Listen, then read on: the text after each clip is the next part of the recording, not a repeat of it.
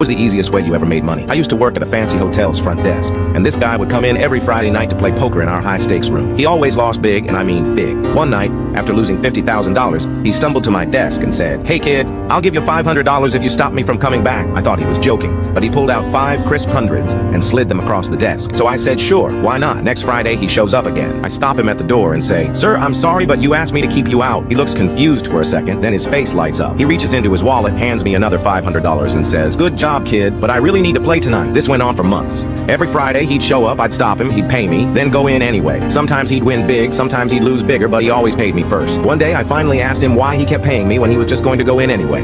He laughed and said, "Kid, I've lost millions gambling, but paying you $500 to try and stop me is the cheapest therapy I've ever had. Makes me feel like I'm at least trying to quit." He moved away eventually, but for almost a year, I made $2,000 a month just by telling a rich guy no.